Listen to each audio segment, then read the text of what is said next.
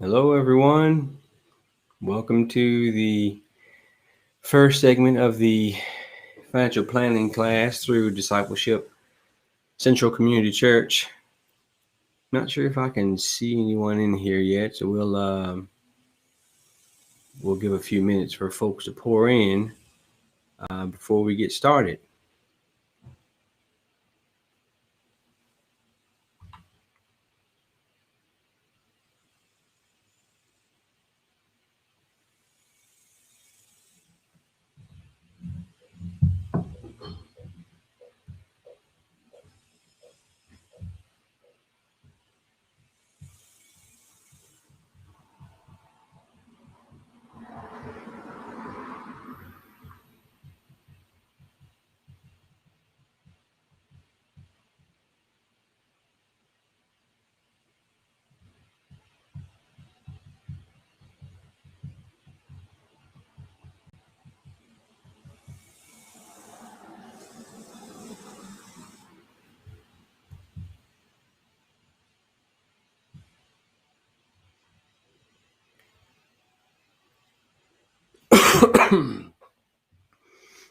We'll give a couple minutes for some more folks to come in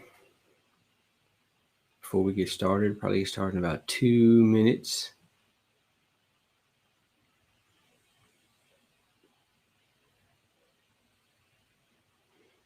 I'm used to being able to see people's faces whenever I do these broadcasts, so I can't see you guys on there, and I know you guys can see me, but I can't see you, so this is a little awkward for me.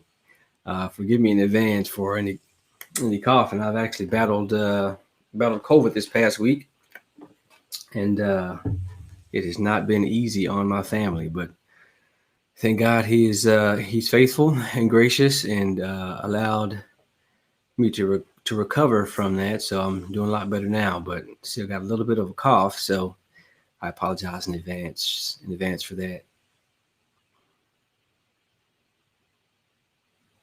We'll give just a couple more minutes for, actually maybe about another minute or so for more folks to come on in, and we'll get started.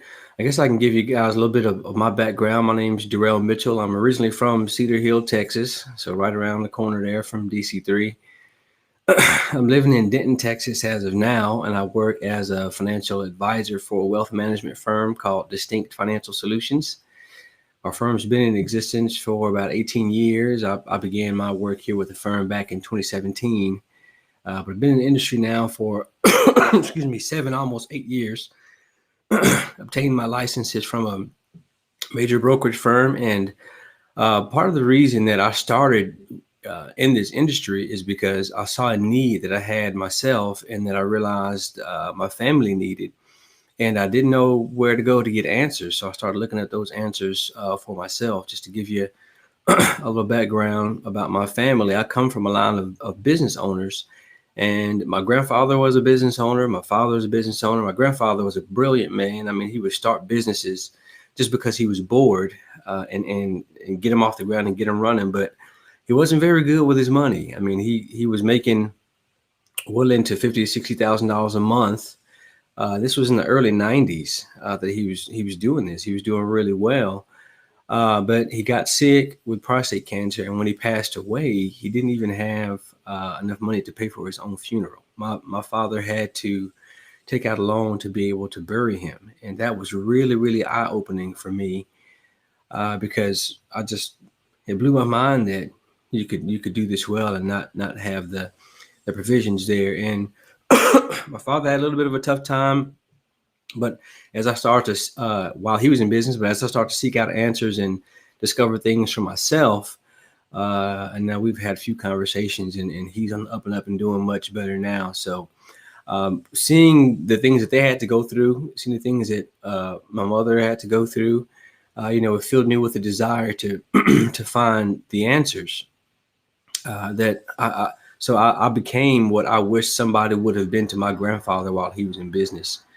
And, with as well as he had done, no one had showed him, making money is one thing, knowing what to do with the money you make is something totally different. So, and no one was there to kind of help guide him to help him show what he could have been doing with the money that he was making.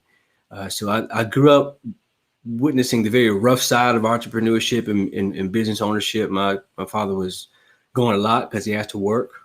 Right. So, and there's also a difference between working in the business and working on the business. So that watching them growing up filled in me the desire to help people understand the big picture of what to do with the money that they're making, and then also to help business owners work on their businesses and not just in their businesses. So I spend a lot of my time putting together financial plans, and I run all the way from cash flow and and budgeting all the way up to retirement, income planning, and legacy and estate planning. I like to take an overall comprehensive approach to the things that we do with planning. So this will be 3 sessions that we will cover over the next 3 weeks. Today's session, we're going to be talking through budgeting and a little bit of debt management. So hopefully you'll get a lot out of today. I encourage questions along the way. There is a chat function here that you can type your questions into. But if I don't get to it, there is a Zoom link that will be provided to you that you can go on over to after the presentation is ended today. And I'll be there live to answer any questions that you might have. So today's session is going to be over budgeting. Next week, we'll talk through investing and insurance. And then the week after that, we'll talk through income, retirement planning, financial freedom planning, however you want to say it. But today we'll be covering budgeting. So hope you guys buckle your seatbelts and let's get right into this thing, okay? So I'm going to share my screen here with you.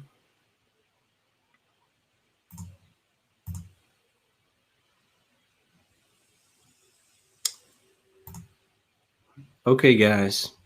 So first step, actually, we're going to be talking between 2 screens today. This is a PowerPoint that there'll be a little bit of information on here, but I like to do a lot of drawing. So you'll see my drawing board as we go through today.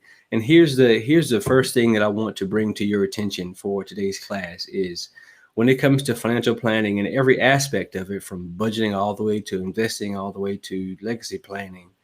It really is about structure, how you set things up to put yourself in the best chance for success. And so I always ask people this question. I always say, if you had an opportunity to successfully put together a plan for yourself, and one plan showed that you had a 47% chance of success, and the other plan showed that you had a 99% chance of success, which one of those would you choose? All right. I'd be willing to bet that most of pretty much everyone would choose the plan that would give you the 99% chance of success. Most of today's information, or actually, let me say it like this. Most of your plan is going to be built around the structure to put you in the best position to gain success. It's usually not about the main kind of hot buttons that everybody likes to talk about day in and day out, although some of those things are included.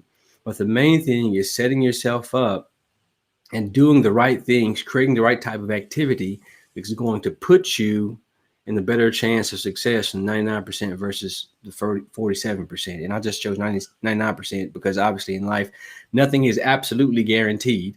But I want to spend the next 3 weeks with you going over things that are going to put your plan in a higher success rate. And those things, and I'll be up front with you and honest with you, those things usually not as glamorous. They're usually not as, attractive, or they're usually not as glittering as, glittering with gold and catches most people's eye. But those are the things that are time tested and proven over time that if you do them consistently, they will put you in the best position to see the financial success that you need to see. And when I say financial success, I don't mean just a lot of money.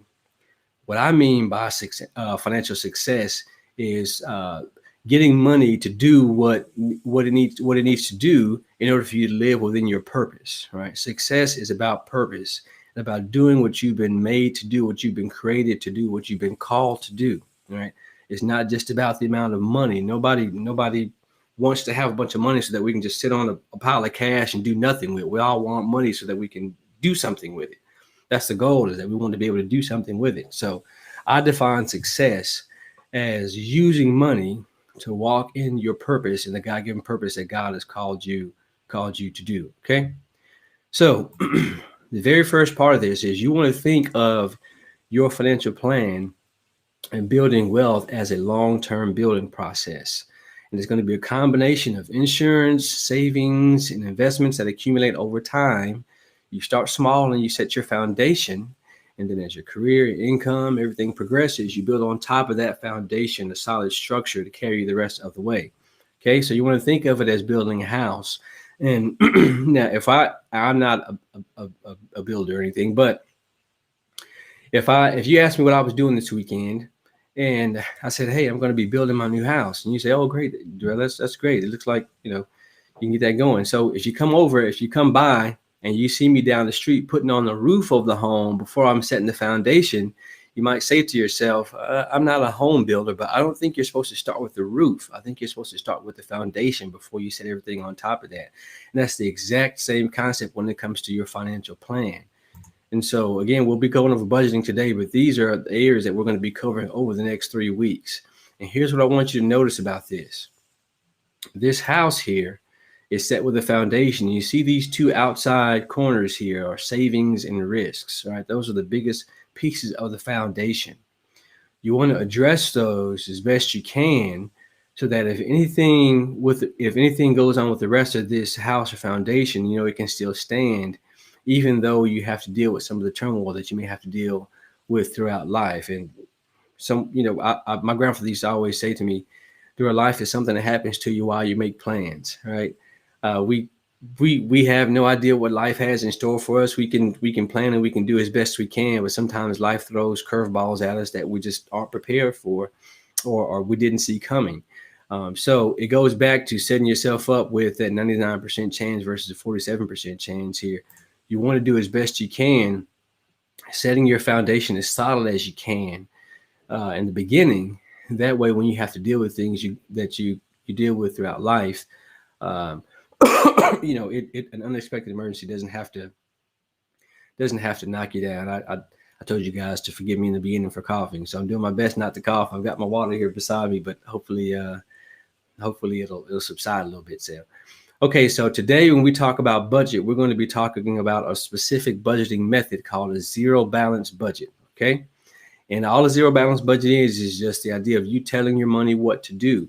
So I'll pull up the screen here for you to see that, and we'll go through that together. And then we'll talk about the structure and system you can set up for yourself so that your budget can operate efficiently, even if something goes on, an emergency comes up. We'll talk about what it means to have an emergency fund, and then we'll talk a little bit about managing debt or debt management, because debt management is different from wealth management. Those are two different things. Debt management is one thing, wealth management is another. Okay. I don't think I've seen any questions up until this point, so I'll continue. Let me open up our budgeting template, and we'll go through that together. Just being up front with you guys, this is so awkward and weird because I can't see any of you. All I can just see is the screen that I'm sharing with you. So I'm not used to that. So that's a little funny to me, but we're gonna keep it rolling.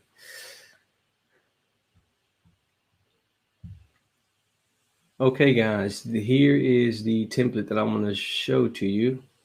As soon as I can get my computer to quit acting a little funky here.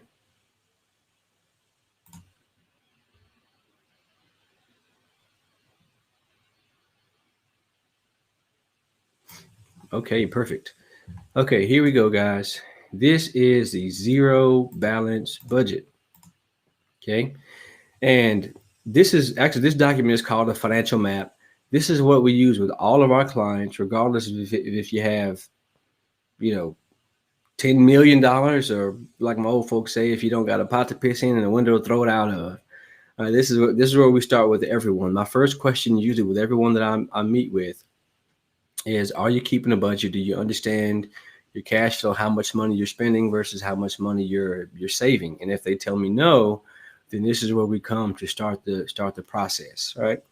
So the idea behind this financial map is the map tells you where you are, right? If you have a goal or destination that you're trying to get somewhere and you ask me for directions, one of the first questions I'm going to ask you is, well, where are you right now? And then I'll be able to tell you, based on where you are, what steps you need to take to get to where you're going. It's the same concept within this financial map, right? On the left side here, you've got your balance sheet, which goes over all the assets that you have versus the liabilities that you'll have, and then your take home pay is listed would be listed here, and then on the right side is where the budget comes into play. Now, the budget is important. It is important, and I know it seems like probably really basic to a lot of people, but the budget is important. Hopefully, I just got a message that you guys. Hopefully, you guys can see my screen that I'm sharing. Let me see here. Okay, you got the screen share function.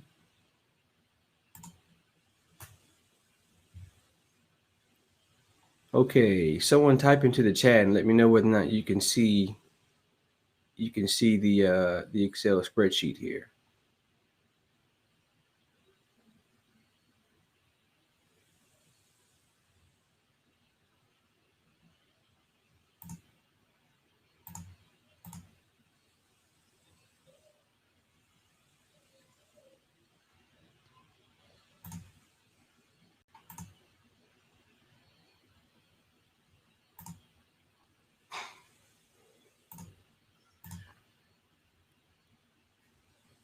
Okay, hopefully you guys can see this. Can you see this Excel spreadsheet? Shaniqua, let me know if you can see this, if you can see my screen.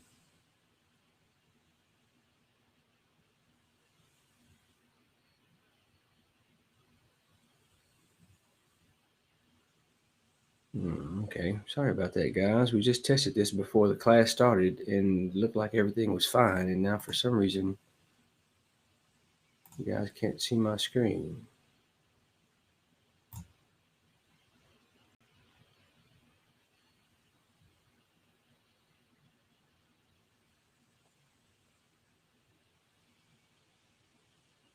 Thank you for your message, Miss Marie. It says no, we can only see you. Okay. Let me see if I can fix that.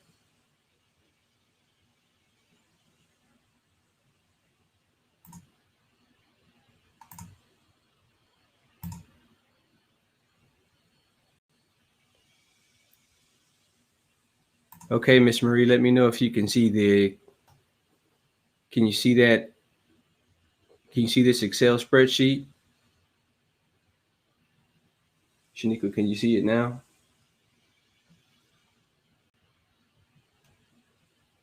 Okay. All right.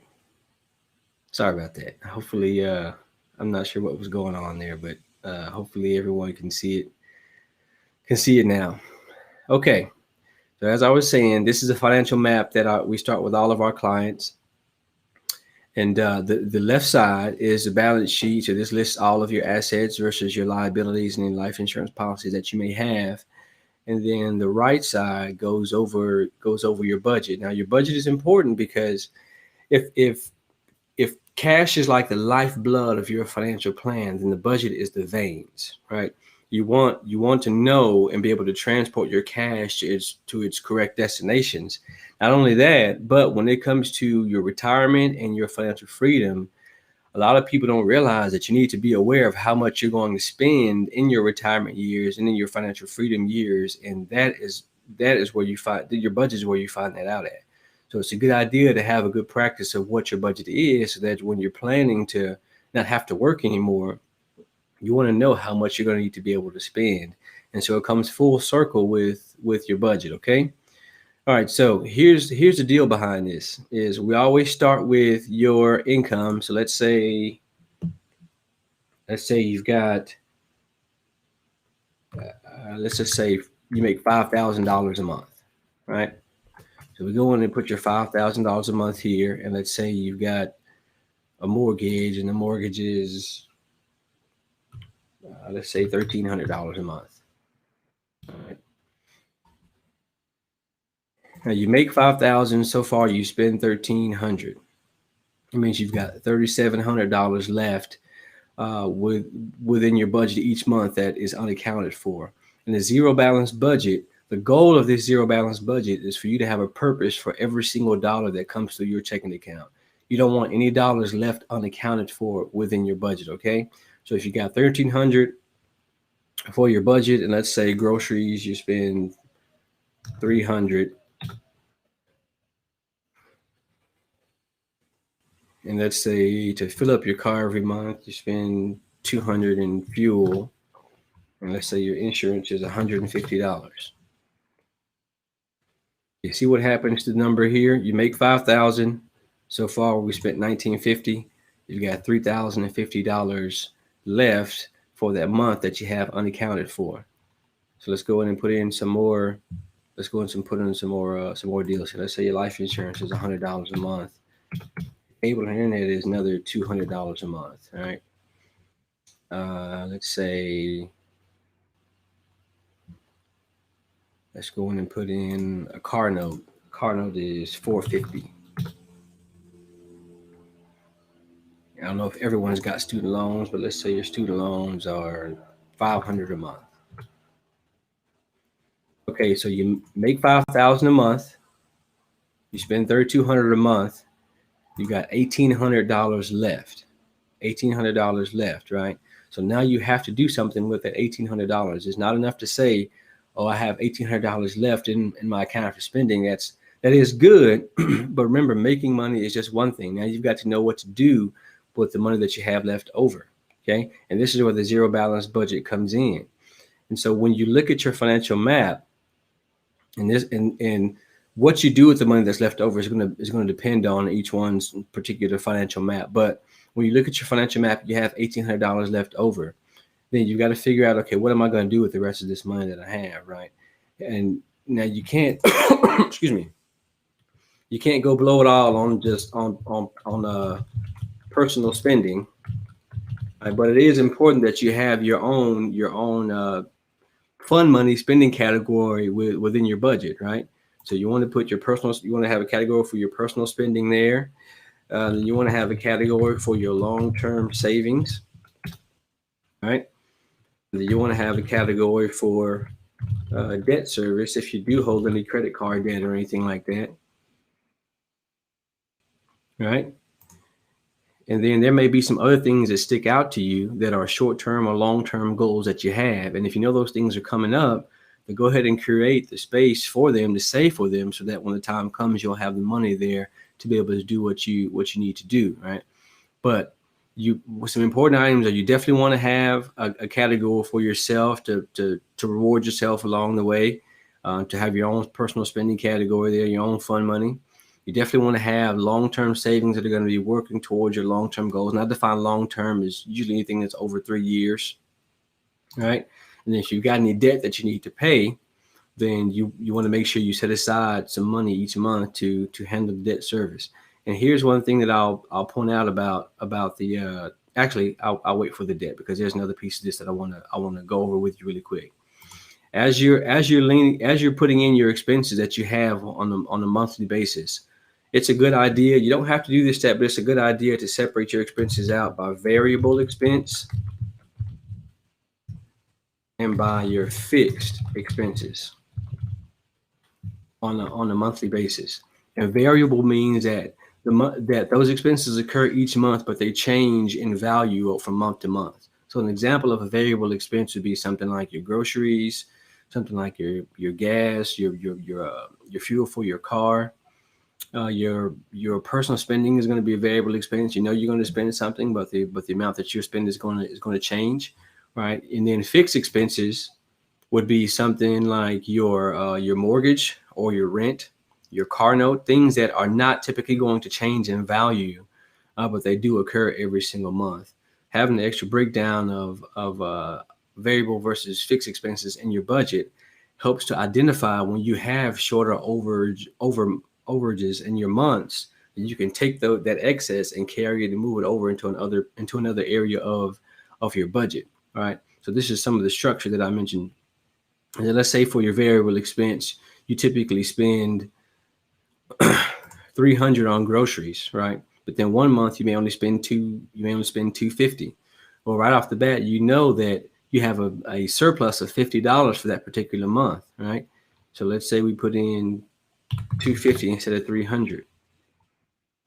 Well, now that went from 1800 to 1850. Now that $50, you've got to do something with it. You've got to put it somewhere. It's not enough just to say, I've got an extra $50, because if you don't give purpose to your dollars, then that is just delayed consumption. Eventually you will find something to spend that money on, right? I know we've all been in situations where you look at your account and you say, oh man, okay, I'm doing pretty good. And a few weeks later, it's like, where did all my money go?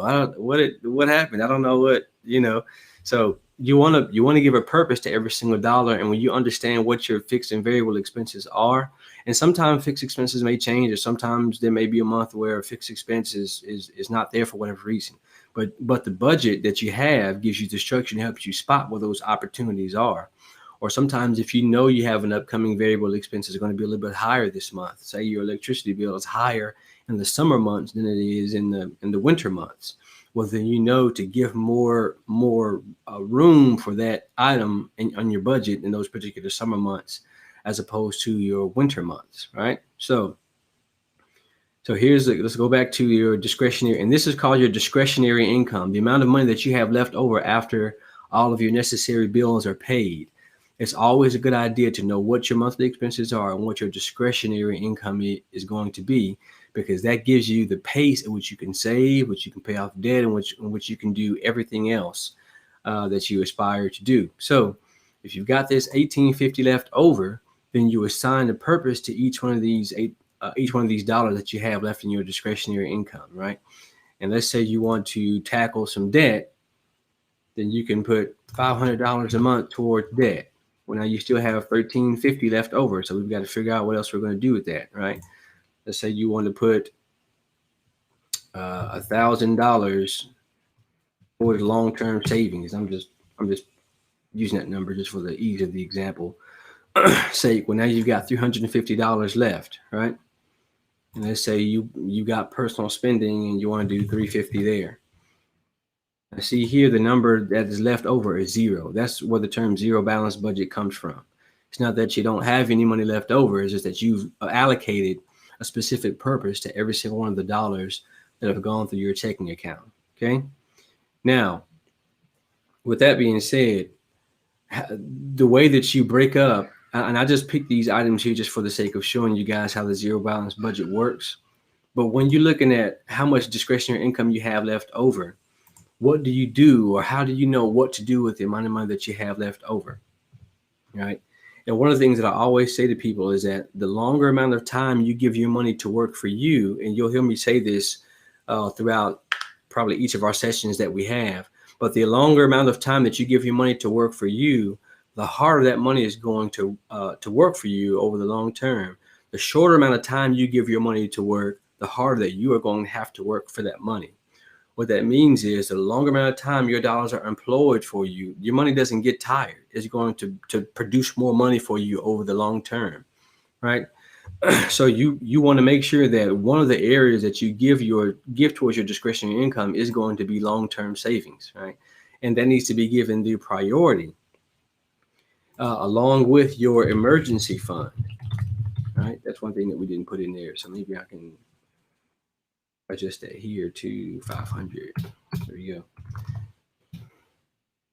So long-term savings is a category you definitely want to give towards your budget, and you can go and be specific with what the long-term savings is going to be once you dive more into your plan. But you want to be putting dollars that are going to be working long-term for you somewhere, right? The other thing is your emergency fund. Now, the emergency fund in and of itself, and I got this from Dave Ramsey. Actually, I know a lot of you probably heard of Dave Ramsey, but he calls it the GOK fund, the God Only Knows fund. I like that name. It helps me to remember.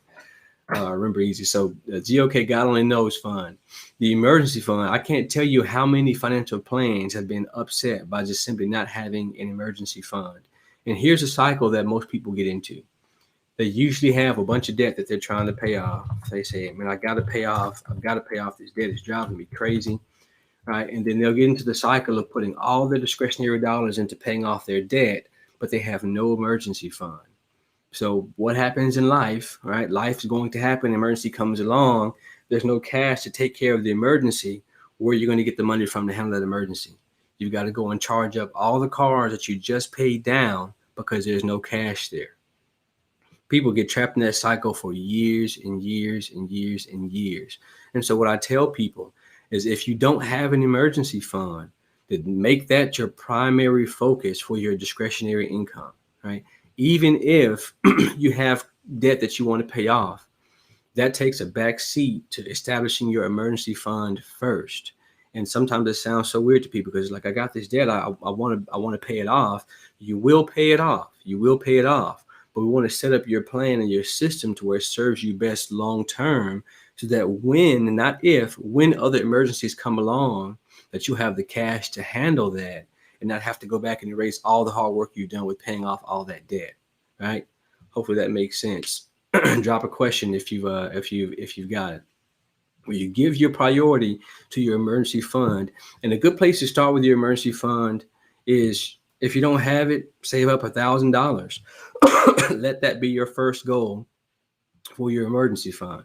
And once you reach that first $1,000, then maybe you go and attack, a credit card if you have that, or a small loan that you have, and attack that, and then go and continue to build up your emergency fund until you get to about 3 months worth of cash. And depending upon what type of profession you're in or what you do, what your career is, it might be wise to have a little bit more than 3 months. But I usually say not more than 3 months worth of cash in a savings account somewhere that you can get access to. You don't necessarily need a debit card to it, something that will tempt you to use it, but somewhere that you can get access to the cash, within a couple of days, to take care of an emergency that you have, right? So emergency fund it gets most of the attention if you don't have that already. Okay. The next category you want to give yourself, and I already mentioned this, is the long-term savings. Start yourself off with some I don't care if it's $5 a month. Just start somewhere with some long-term savings somewhere. Get yourself used to the habit of putting money aside and not being able to touch it for an extended amount of time. And the reason for that is what I mentioned to you earlier. The longer amount of time you give your dollars to work, the harder that money is going to work for you. So what you want is, if you're in a situation where you're trying to pay down debt, trying to save, and trying to invest long term, after you've given your priority to your emergency fund and you've got that set away, then you start giving priority to your long-term savings. Doesn't mean that you don't pay off any debt. It just means that you carve out somewhere in your budget to give yourself some long-term savings so they can work for you over the long term. Because what you want your balance sheet to do is, you want your liabilities to decrease and your assets to increase over time. But your assets are never going to increase if they're not working. So you've got to get them started working sooner than later. And then what you have left in your discretionary income, then you can start giving towards paying off your debt. And here's the thing: when it comes to paying off debt, is you always I know you guys have heard of the debt snowball. Here's another trap that people get into, is they have this debt going on and they're trying to make all these payments at the same time. Excuse me. They're trying to make all these payments at the same time, and it's killing their cash flow because there's not much else they can do because they're trying to pay off. It's almost like putting out a fire and putting out a flood at the same time. Well, you've got to choose one or the other first so that you can take care of the other. So if you've got a long list of debts that you're trying to tackle, then tackle the smallest ones first, the smallest ones with the highest interest rates first. Tackle those down while paying the minimum payments on everything else. Okay? Tackle your smallest debt with the highest interest rate first. Pay the minimum payments on everything else. And I know you're hearing that and saying minimum payments. You're not gonna cover any ground if you're making minimum payments on everything else. Yes, I know, but the goal for budgeting is more consistency than anything else. So you want to be consistent in your savings for your emergency fund. You want to be consistent in your long-term savings. You want to be consistent in your debt payoff, and this gives you the ability to pay off each debt one at a time without overwhelming your cash flow and your discretionary income, so you can still tackle and hit all of your other goals at the same time. All right. So if you let's say you've got 5 credit cards, and the balance on card one is $100. The balance on card two is $500. The balance on card three is 1,000, and the balance on card four is 1,500, and balance on card five is 2,000. Right. So you start with a $100 card while paying the minimums on everything else. Once that card number one is paid off, you take what you were paying on that card one and you add it to the minimum payment that you were paying on card two. And you still pay the minimums on cards 3 through 5, right? But now you've paid off card one, you've added that to on top of your payment for card two. You're paying the minimums on everything else. You're still saving for your emergency fund. You still got your long-term savings going. I don't even care if it's $5 a month. It's still long-term savings that you started with, right? And then once card one is paid off and you paid off card two, now you take what you were paying on card one, you take what you were paying on card two, and you add that to card three. Right? You add that to card three. So now you're doubling up, tripling up on card three. You still have your emergency savings, you still have your long-term savings, you still have your personal spending. And you know the rest of this, right? Pay off card one, you tag on card two to that. Once card two is paid off, you take card one and what you're paying on card two, pay that to card three. Once card three is paid off, you take what you were paying on card one, take what you were paying on card two, take what you were paying on card three, and then pay it all on card four, right? Still paying the minimum payments on card five while you're tackling that card number four. And all along the while, you're still building your emergency fund savings, and you still have your personal spending, you still have your long-term savings. And it may take a little longer to pay off some of the debt this way, but this is a system that is sustainable for you. That way, if you run across an emergency along the way, you would have had the cash to build up to take care of your emergency without interrupting the flow that you're giving towards paying off your cards there. Okay. Hopefully that makes sense to everyone. Let me now I can't see your questions while I'm sharing my screen. So let me stop this share for a moment and see if we have any questions that have come up. Can you email this worksheet to us? It's very blurry for you. I apologize about that. This is Hazard. I will email that worksheet to you, and I'll also if you have questions about it afterwards in the Zoom chat, I'll answer any questions that you may have. Miss Marie, I will send you that spreadsheet also. All right, no other questions. So let's hop back on the screen share. Hopefully me stopping it didn't mess something up. Okay, hopefully everyone can see the screen share again. Okay, perfect. Okay, so we went over zero balance budget, making sure you understand what your cash flow is and what your balance sheet is. So you want to, again, write out all of your assets, everything that you own that is worth something, and then everything that you owe that you're paying on. Write those things out, understand the relationship between those two things. And then for your budget, write down what your income is on a monthly basis, and then write down what your expenses are on a monthly basis. And then the difference that you have left over, that's going to be your discretionary income. That's the amount of money that you have left over after all of your necessary bills are paid. Once you know what your discretionary income is, then you give room to three things off top. Is your emergency fund, if you don't have that established already, your long-term savings, start even if it's just $5, start with that. And then how you're going to pay off your debt if you have any of that, right? Oh, and then also what we covered is your variable expenses versus your fixed expenses. You want to have a good idea of what expenses change on a month-to-month basis, so that if you have a surplus or a shortage, you can look within your budget structure and know where you can pull from to cover for that month, or you know where to apply the surplus in that month if you have a bill that's not as expensive as you thought it was going to be for that particular month. Okay. And when it comes to these three categories, your emergency fund, your long-term savings, and your debt payoff, always give priority to your emergency fund first. You want to make sure you have cash in place somewhere for an emergency. If an emergency happens, then you'll be able to handle that without going and having to charge up any more debt. Establish your long-term savings. Again, I keep saying this. I don't care if it's $5 a month, whatever it is. Start now with something that you can be consistent with. Don't bite off more than you can chew and say, if I've got $1,850 left over after my bills, I'm going to start my long-term savings with $1,500. That's not. The goal for this is for you to be consistent and you build upon those things as you go. Okay. Now here's the other portion of this that I want to mention when it comes to debt management versus wealth management. Now think of debt management as a piece within the overall wealth management play that you're going to be creating. And notice when I mentioned earlier that I said you pay the minimum payments on larger debts while you're tackling your debt snowball, and you give your long-term savings some priority by even if it's with just $5. And that goes back to what I mentioned earlier about the longer amount of time you give your money to work, the harder it's going to work for you, right? Don't get caught up in letting debt overwhelm your budget.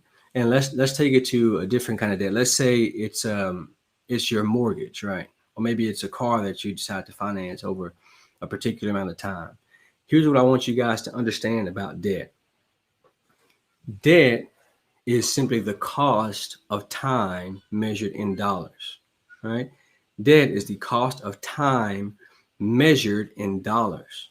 The only reason, now this is after the idea that you paid off all your credit cards, and we're talking about like student loan debt and mortgage debt and stuff like that. The reason why you took out the debt, and let's use a mortgage for an example, a house. The reason why you take out that debt, one, just to say this, is that anytime you take out debt, for one, you want it to be because there's going to be an asset that you're building alongside of it, right? That's the reason why mortgage would be considered good debt in a sense, because most people use their house as an asset, which is another conversation. But for today, we'll leave it as such. All right. So debt is the cost of time measured in dollars. The primary reason why you would ever want to use debt is because there's amount of time that you want to access, right? You want to access someone else's money so that you can have that money for a certain amount of time.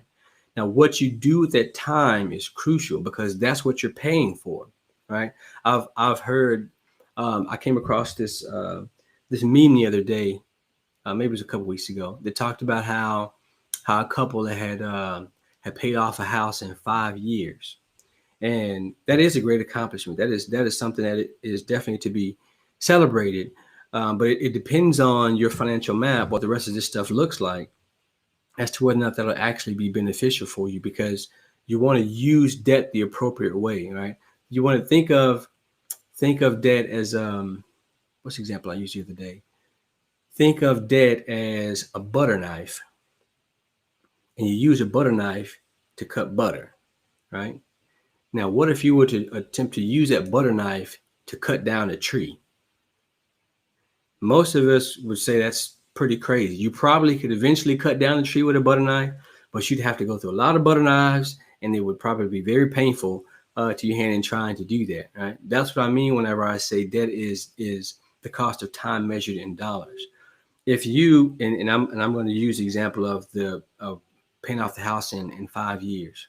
The reason you take out the debt for a mortgage to purchase a house is because you did not have all the money at the time of the purchase of the house, right? Now, what I usually ask people is, why didn't you just wait to pay cash for the house? Why didn't you just wait 5 years to pay cash for the house, right? Well, some people would say, well, I didn't have all of the money up front to be able to do that. Of course you didn't, right? So you wanted to use someone else's money, the mortgage, to acquire the house so that you can have time in the house right now. It's the time that you're paying for. Okay, so if you've got this tool this debt that's a tool that you're paying for time, right? Then why would you then go and take that time that you just paid for, use the time that you paid for, and go back and pay all down on the debt for the mortgage that you have? Hopefully you're following him and that makes sense to you. The main reason you use debt is for time. So you want to use that time that you have, not necessarily go back and pay down all the debt unless there's something about your financial map that suggests so. But that's usually not the case. We've worked with our firm typically works with people who have a net worth of maybe about 15 and 20 million and under, because they're just a pretty largely underserved demographic, which was wild to me to think whenever I first got in the industry, because I'm thinking that many people have 15, $20 million and can't get any attention from someone, but it's true. Out of all the people that we've worked with, I've only known one person to pay cash for a house.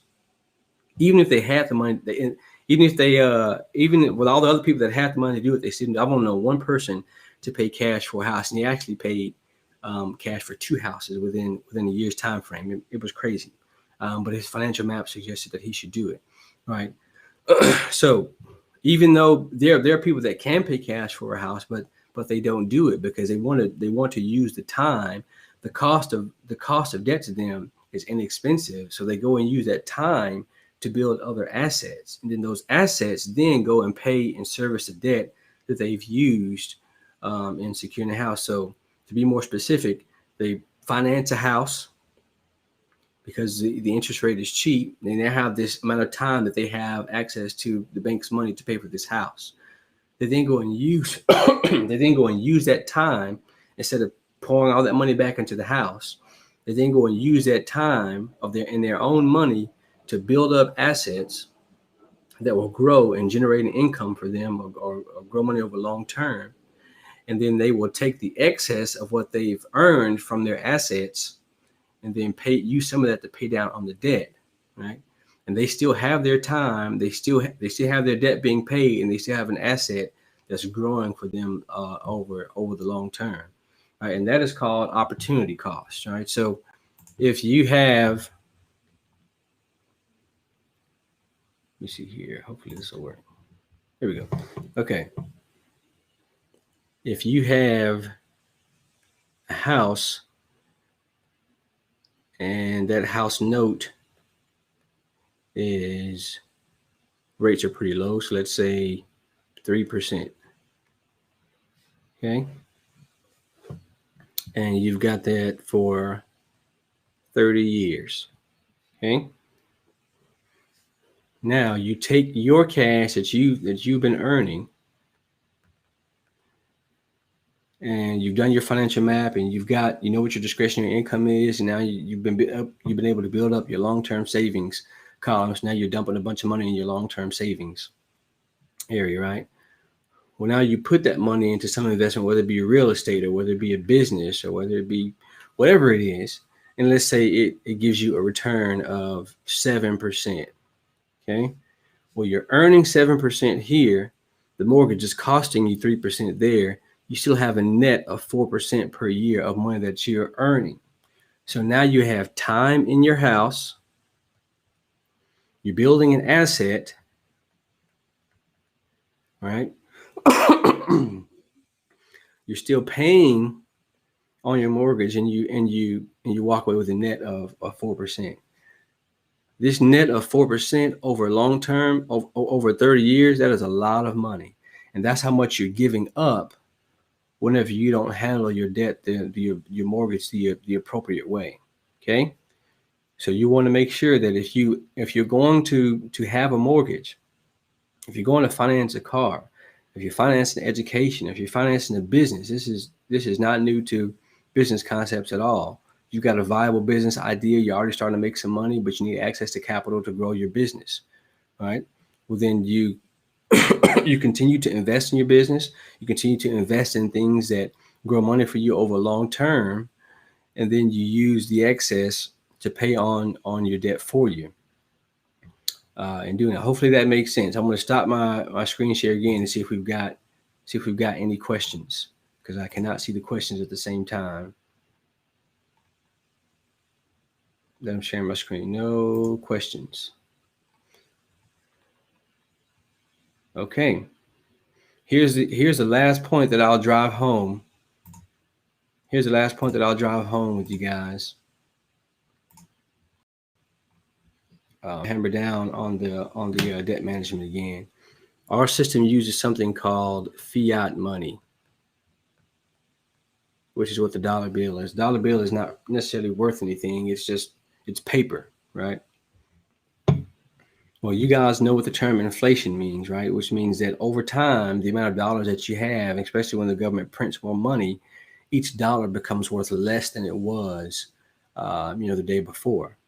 Okay, so, and this is just to drive home the debt management again, is that when your fiat money becomes worth less over time, it looks like this. It becomes worth less and less over time. When you don't when you don't make your long-term savings a priority for yourself, you are then waiting to use dollars that are going to be worth less to save for yourself. And if you use all of your money to pay off debts first without taking care of yourself, you're using dollars that are worth more now to pay off someone else, and using dollars that are worth less in the future to pay yourself. This is the reason why, and this has happened to a particular group of people before when talking with them. This is why, if you wait, let's say I don't know the ages of all the participants today, but let's say you're 35 years old. This is why, if you wait until you're age 50 to start saving for yourself, it's going to take a lot more money to accomplish the same thing that you would with a lesser amount of money if you would have started at age 35. All right. So it's important for you to understand the concept of budgeting so that you know what your structure is. And it's important for you to understand the concept of snowballing your debt if you have it. And it's important for you to understand the concept of time as it relates to dollars, so that you can make sure you're using some of your dollars to create wealth for you over the long term, and you can still service your debt. One other thing I want to give you before we end today and go to the Q&A is the other important point about budgeting I want to point out is that a budget is just a system for you, right? And it's important that you have a system working on your behalf, because sometimes life gets a little overwhelming and you still want your system to operate efficiently for you, even if something in your personal life is off. And one of the ways that I always suggest people setting up their structure and systems is, let's say you get paid in your main checking account, right? Your money comes to your main checking account. Okay. Don't pay all of your bills out of your main checking account. Set yourself up a bill account. And every time you get paid and you know bills are going to come, then you set money for your bills inside your bill account, and set up all your auto pays from your bill account. Right? And then set yourself up a personal spending account that's different from where you pay all of your bills out of. Okay. And then set up a separate account for your emergency fund. Don't keep your emergency fund in the same place that you spend all of your personal money. And the same thing with your investing account. I even have clients that have travel accounts.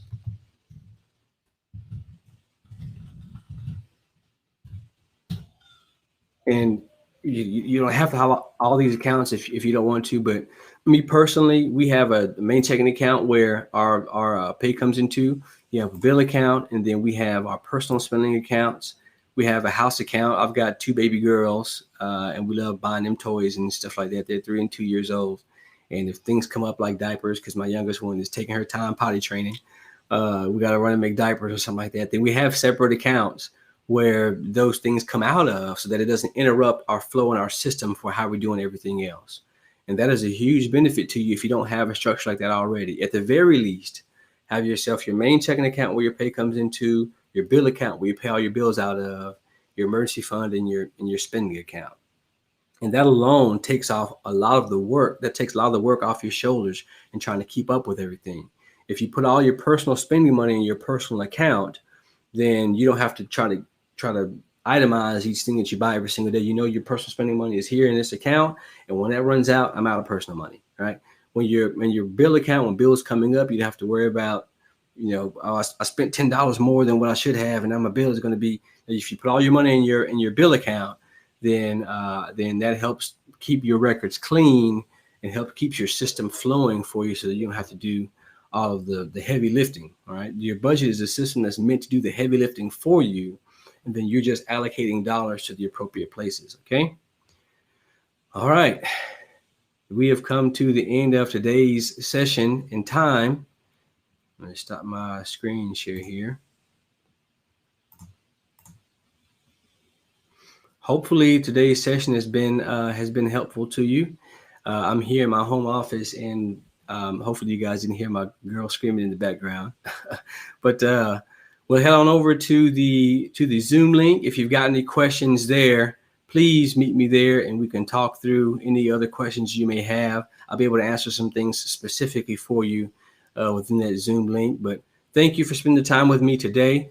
Next week, we're going to be talking about investing in insurance. There's going to be some really good stuff there. We're going to continue to build on top of the information that we started with today. So have a very, very blessed day. Again, my name is Darrell Mitchell, and come over to the Zoom link and we can talk more there. You guys take care.